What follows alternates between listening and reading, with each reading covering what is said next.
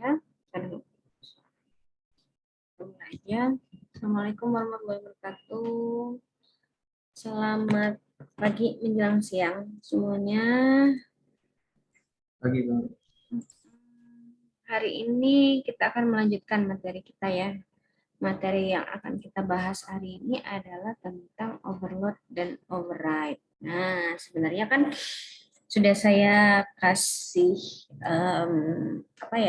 sudah dijelaskan juga sih minggu sebelumnya bahwa sebenarnya overload sama override ini adalah sebuah istilah, ya, istilah yang dipakai kalau override itu dipakai di interface lagi inheritance, kalau yang overload itu dipakai di polimorfisme. Jadi makanya kemarin saya tukar sedikit polimorfismenya saya duluin, terus baru hari ini kita belajar tentang overload sama override, karena overload sama override ini hanya sebagai istilah dan sebenarnya udah dipakai atau kalian sudah pernah membuat atau sudah pernah mencoba. Jadi yang penting kalian tahu aja bahwa oh ini adalah istilah.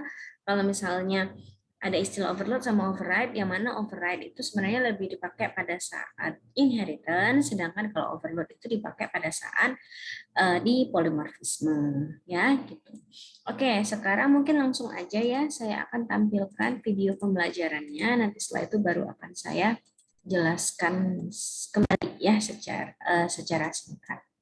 Silakan ditonton dulu, nggak lama kok, sebentar ini. Silakan tonton dulu, nanti baru saya jelaskan. Oke, Assalamualaikum warahmatullahi wabarakatuh. Hari ini kita akan melanjutkan materi kita mengenai overloading dan overriding. Jadi kemarin kita sudah membahas mengenai inheritance, kemudian sudah membahas juga mengenai whole part. Nah, hari ini kita bahas sedikit tentang overloading sama overriding. Sebenarnya ini nyambung juga sama inheritance kemarin ya. Sedikit ke inheritance dan sedikit juga nanti ke polimorfisme. Nah, jadi overloading. Overloading adalah suatu keadaan di mana beberapa metode memiliki nama yang sama tapi fungsional yang berbeda. Jadi overloading itu namanya sama, metode tersebut namanya sama tapi atributnya beda. Parameternya berbeda gitu ya. Overloading adalah sebuah kemampuan memperbolehkan sebuah kelas mempunyai dua atau lebih metode dengan nama yang sama, yang membedakan adalah parameternya. Jadi yang saya bilang tadi ya, parameternya yang berbeda. Parameternya satu, ada yang dua, ada yang tiga, atau misalnya yang metode yang pertama parameternya integer, metode kedua parameternya float gitu ya. Nah, metode overloading dikenal juga sebagai sebutan static polimorfisme. Jadi karena dia banyak bentuk, tapi kegunaannya beda. Nah, itu sudah disebut juga dengan static polimorfisme. Contoh, kalian sudah membuat konstruktor kan? Kalian sudah pernah membuat konstruktor. Ada konstruktor tanpa parameter, konstruktor dengan parameter. Itu salah satu contoh dari overloading.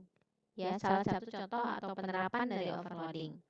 Jadi misalnya kalau di sini titik, misalnya di sini ada X, Y, di sini ada titik X, Y, Z. Boleh nggak? Boleh. Kenapa? Karena jumlah dari parameternya yang berbeda. Ya. Seperti yang saya bilang tadi, konstruktor. Ada yang konstruktor tanpa parameter, kosong kan parameternya. Ada yang konstruktor dengan parameter ya. Parameternya diisi 1, 2, 3 itu adalah konstruktor. Itu termasuk dalam overloading. Jadi ciri-cirinya nama metode harus sama, daftar parameter harus berbeda. Return type boleh sama, boleh juga berbeda, tapi parameternya harus beda. Namanya sama. Pada metode overloading, perbedaan parameter mencakup jumlah parameter, tipe data, dan urutan. Jadi perbedaan parameternya jumlahnya bisa 1, 2, 3, atau tipe datanya atau urutan-urutannya yang berbeda-beda. Ya. Nah, overloading ini tadi ya, overloading pada konstruktor. Satu kelas boleh memiliki lebih dari satu konstruktor. Konstruktor yang terdiri dari dua atau lebih disebut overloading konstruktor. Overloading konstruktor termasuk salah satu ciri program OOP yaitu polimorfisme. Itu sudah saya jelaskan tadi. Syarat ya, Untuk konstruktor, signature dari konstruktor tidak sama. Signature adalah informasi. Ini sebenarnya sama juga kayak apa parameter tadi ya. Informasi yang membedakan metode seperti nama metode, jumlah parameter, tipe data, dan tipe kembalian. Contohnya di sini sudah diberi contoh. Public class contoh overloading. Jumlah, kemudian ini ada parameter metodenya jumlah, ini juga jumlah, tapi parameternya beda. Ini ada 2 parameter, sedangkan yang ini ada 3 parameter. Kemudian ini ada jumlah lagi, tapi parameter 2 ya, jumlahnya 2, tapi tipe datanya berbeda. Kalau ini integer, ini double integer. Kalau yang ini yang ketiga, ini jumlah, parameternya juga 2, tapi urutannya berbeda. Kalau ini integer, ini double integer, ini integer double. Bisa. Ya, karena urutannya berbeda dan tipe datanya urutan tipe datanya berbeda-beda dan jumlah tipe datanya berbeda. Ini contoh dari overloading. Nah, ini nanti ya latihan ya. Saya lewatkan dulu, saya jelaskan tentang overriding dulu. Method overriding merupakan metode yang parent class yang ditulis kembali oleh subclass. Jadi ini termasuk ke dalam inheritance. Nama metodenya harus sama persis, parameternya sama persis, return type-nya harus sama persis. Jadi yang kemarin kalau bapaknya punya kelas luas gitu ya, anaknya bisa mendefinisikan kembali kelas luas tapi dengan rumus punya anaknya sendiri. Gitu. Itu adalah overriding. Namanya sama, parameternya sama, return type-nya juga harus sama. Aturan dari method overriding, parameter terdapat pada method overriding harus sama. Aturan hak akses di overriding di subclass ya, ini di subclass tidak boleh lebih ketat dibandingkan di parent class. Jadi kalau parent classnya itu adalah adalah protected gitu, anaknya nggak boleh metodenya private ya gitu. Jadi kalau bapaknya metode yang mau di overriding itu adalah protected, anaknya harus protected juga atau malah di public. Tidak boleh lebih ketat. Anaknya nggak boleh lebih ketat dibandingkan bapaknya. Nah, ini contohnya misalnya public class binatang, ini kelas anaknya mamalia extend binatang. Public void bergerak ya, public void berkembang biak. Ini si anak mendefinisikan ulang dari metode bergerak dan berkembang biak. Bergerak, misalnya dia bergerak sebagian dengan kakinya. Berkembang biak enggak ya, berarti hanya si bergerak saja. Bergerak sesuai dengan kemampuan. Kalau ini isinya bergerak sebagian dengan kakinya. Ini ada metode dia sendiri. Ini contoh dari overriding. Oke, baik. Nah, sebenarnya nggak terlalu sulit ya, karena sudah pernah overloading sama overriding, sudah pernah digunakan dua-duanya. Jadi mungkin langsung saja ya. Di sini ada beberapa tugas, bukan beberapa tugas, latihan ya. Latihan perusahaan sistem developer mempunyai banyak pegawai, terdapat 3 buah perhitungan gaji. Oke, saya skip dulu ya untuk latihannya. Oke, sekarang saya akan jelaskan kembali sedikit untuk overloading sama overriding-nya.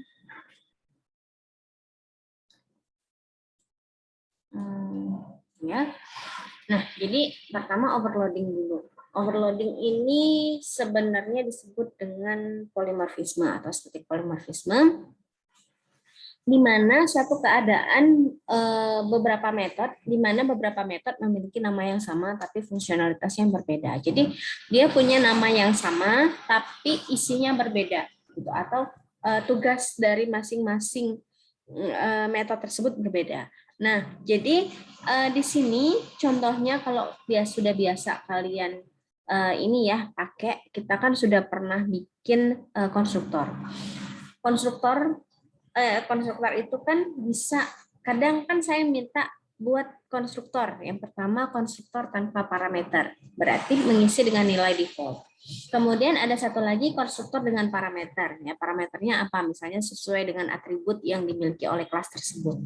Nah, itu kan sebenarnya nama konstruktor itu sama. gitu. Sama, tapi parameternya aja yang berbeda. Nah, itu sebenarnya salah satu contoh dari penerapan overloading. Dia mungkin punya tujuan yang berbeda. Misalnya, kalau yang pertama kita yang tanpa parameter, kita hanya men-setnya langsung dengan nilai-nilai default saja. Tapi kalau misalkan yang pakai parameter, itu kita langsung men-set nilainya. Gitu. Men-set nilainya dengan nilai yang kita inginkan atau yang diinputkan oleh user misalnya seperti itu. Fungsinya kan beda, tapi namanya sama. Gitu. Namanya sama, mungkin ada tujuan sendiri karena memang dia sama-sama mengeset di awal, kan?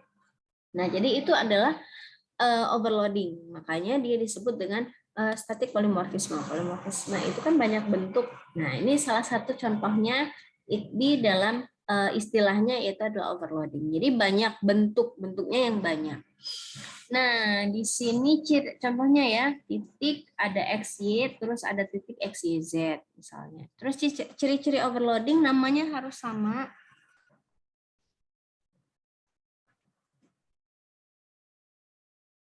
Bentar. Oke. Nah, jadi nama meternya tetap harus sama ya. Kemudian tapi yang berbeda itu adalah daftar parameternya. Ya, parameternya harus berbeda karena namanya sama. Nama meternya sama tapi jumlah parameter ataupun daftar parameter yang ada di dalam metode tersebut harus berbeda. Kemudian return type-nya, misalnya kalau dia metode tersebut berupa fungsi kan ada tipe data kembalian. Nah, boleh sama, boleh juga berbeda. Seperti itu. Nah, jadi kalau untuk perbedaan parameter yang dicakup oleh overloading ini adalah jumlah parameter. Misalnya kalau yang ini contohnya kan, ini parameternya 2, sedangkan ini parameternya 3. Jumlah parameternya yang berbeda.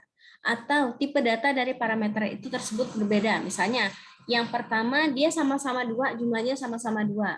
Titik misalnya integer x, integer y. Tapi yang satu lagi misalnya titik float x, float y misalnya, itu diperbolehkan karena jumlahnya sama ya, tapi tipe datanya berbeda.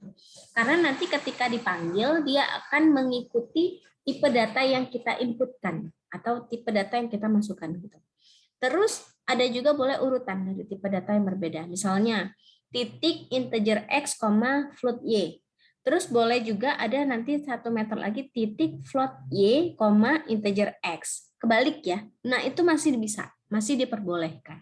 Jadi kalau di dalam overloading ini main-mainnya di parameternya. Ya, parameternya yang jumlahnya ataupun tipe datanya yang berbeda.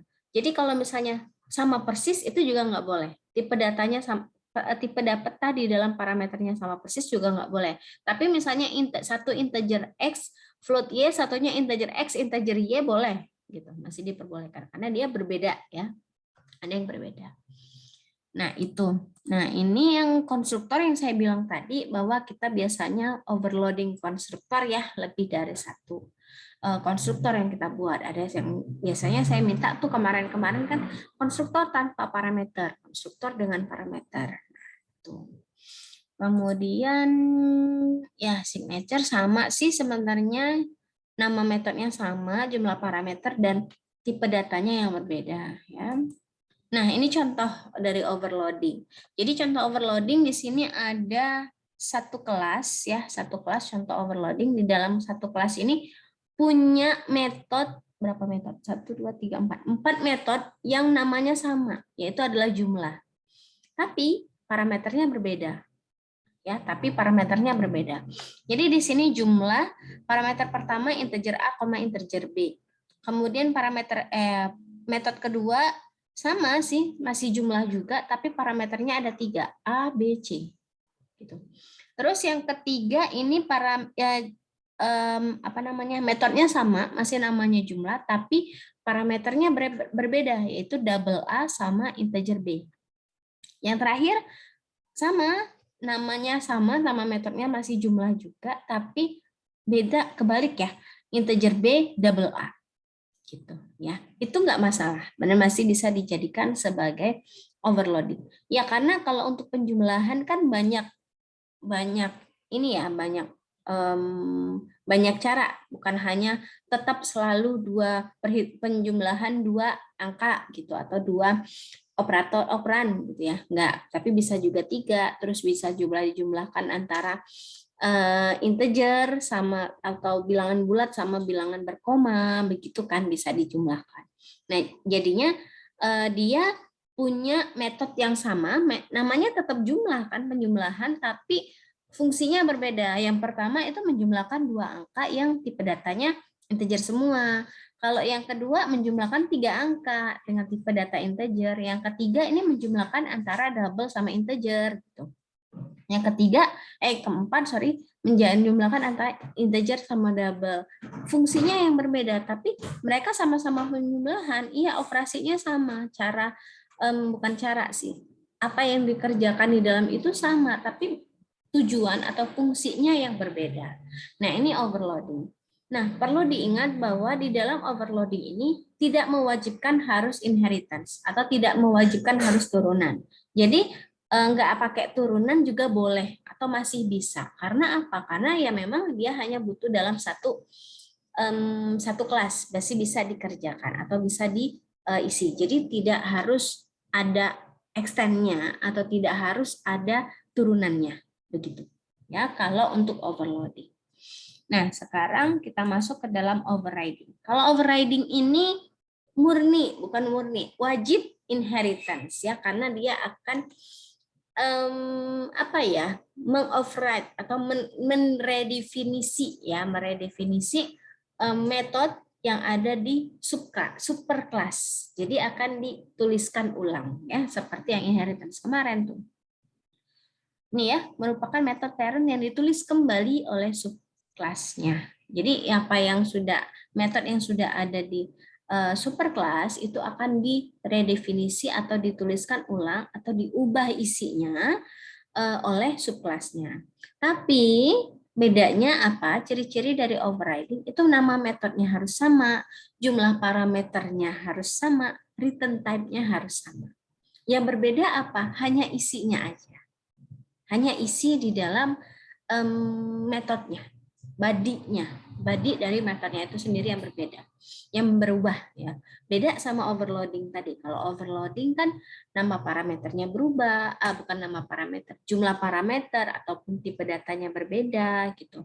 Kemudian isinya jelas berubah gitu, tapi dia tidak wajib inheritance. Tapi kalau overriding dia adalah inheritance, harus ada inheritors atau harus ada turunan, tapi nama metodenya harus tetap sama, daftar parameternya atau jumlah parameter atau tipe data dari parameternya juga harus tetap sama persis.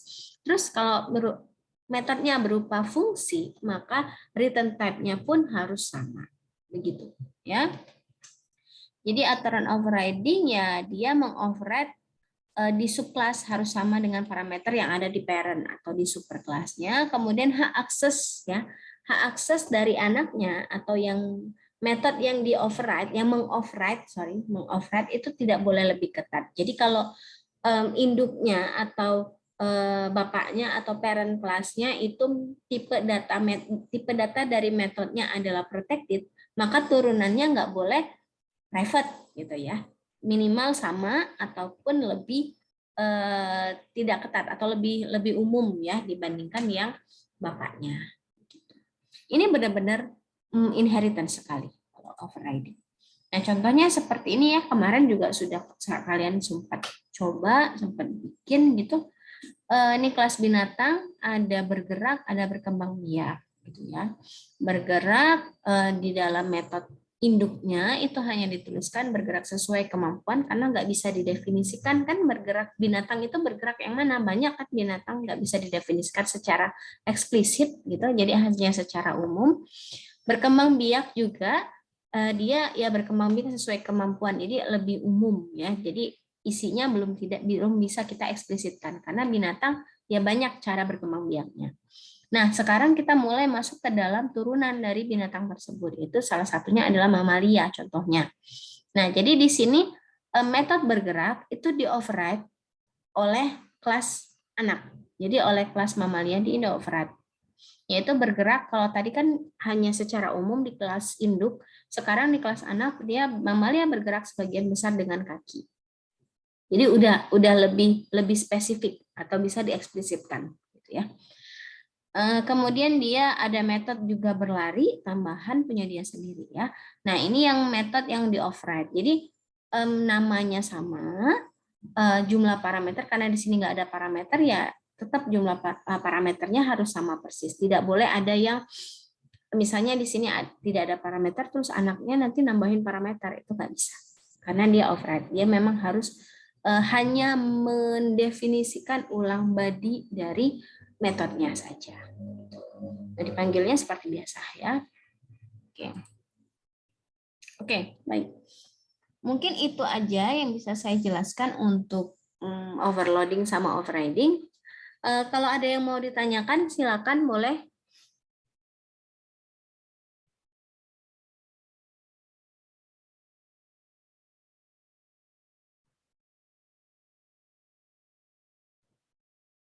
Silakan kalau ada yang mau ditanyakan.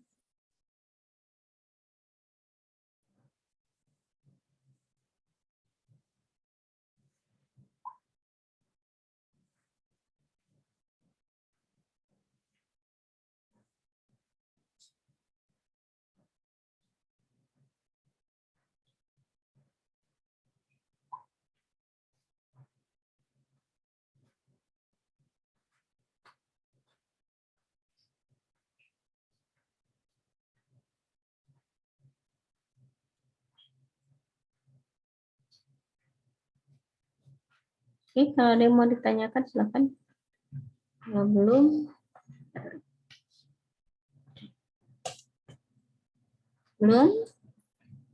baik. Kalau belum ada yang mau ditanya, sekarang mungkin langsung aja ya saya mah. Salah. Ini tadi. Nah, ini dia.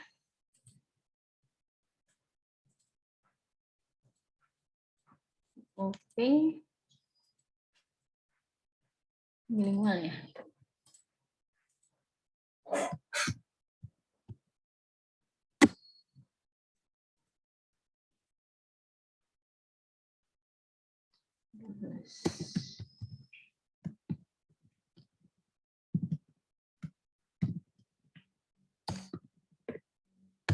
Enggak, 14.04.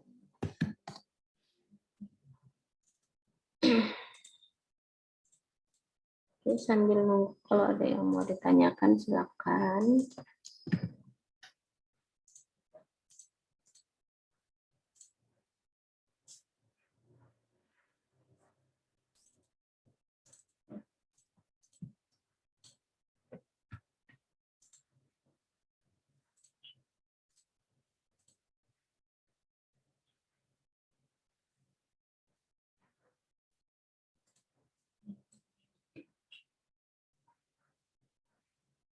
Belum?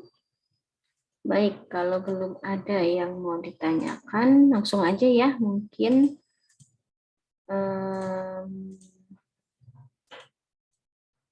apa yang harus dikerjakan latihannya. Sekarang saya kirim dulu linknya.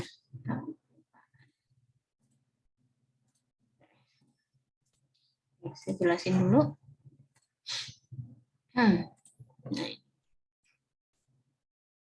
jadi ada dua, ya, ada dua kasus ya. Sebenarnya kasusnya sederhana sekali sih. Yang harus kalian kerjakan dua ini. Yang pertama itu kasus pertama, terdapat sebuah kelas individu. Ini udah jelas ya, atributnya udah jelas. Memiliki atribut nama, warna kulit, tinggi badan, berat badan. Kemudian pada kelas tersebut ada metode katanya.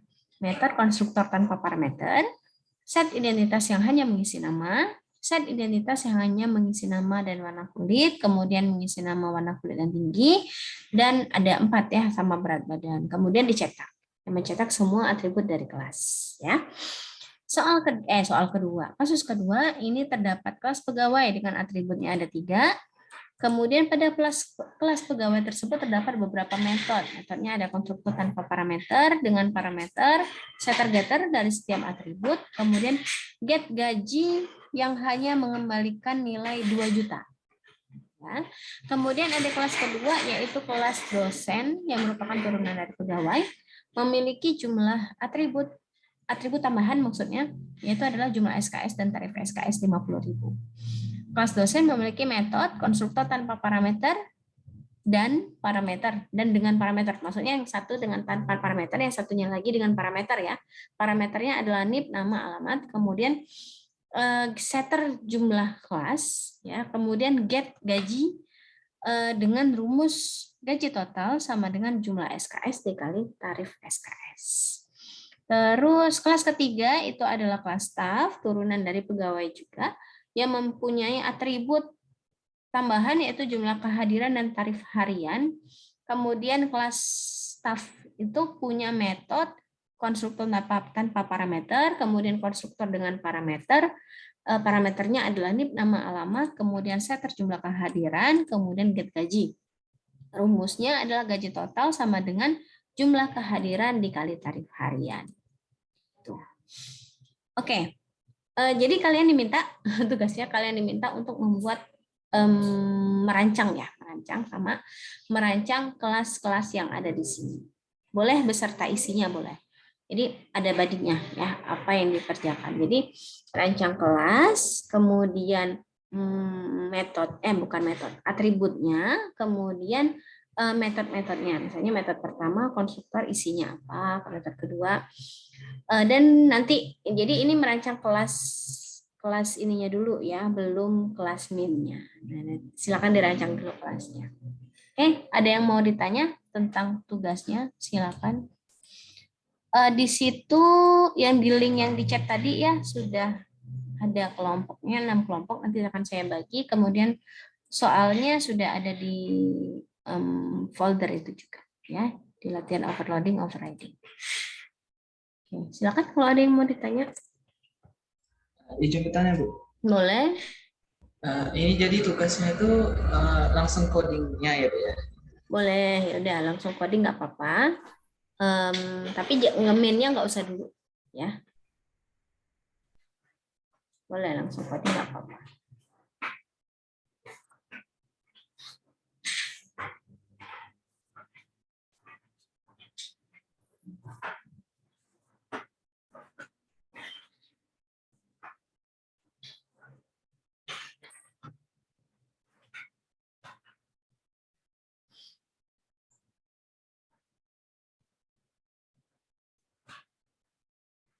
Ada lagi?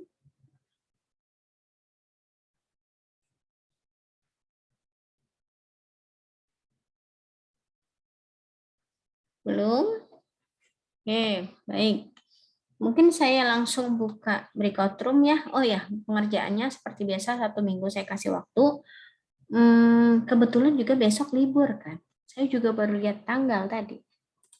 Bener nggak sih? Takutnya saya salah. Sudah. Hari Jumat. Iya benar-benar. Besok libur ya. Jadi kita belum ada nggak ada praktikum ya. Oke, ya sudah.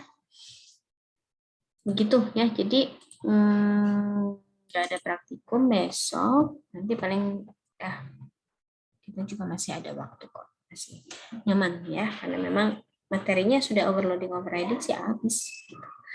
Jadi waktunya saya kasih pengerjaannya, waktunya 1 minggu, silakan dikerjakan. Pokoknya minggu depan saya cek sudah dikumpulkan, begitu ya. Sekarang saya bagi kelompok lewat breakout room. Ya, saya kasih waktu cuma di breakout room 5 menit untuk mengetahui kelompoknya siapa aja. Terus kalau misalnya mau diskusi kapan mau mengerjakan silakan ya. Mau mengerjakan sudah ini boleh, kan masih ada waktu. Tapi kalau misalnya agak males ya udah nanti aja juga nggak apa-apa. Pokoknya minggu depan saya taunya ada gitu. Saya open room ya, saya kasih waktu 5 menit. Silakan join ke grupnya masing-masing.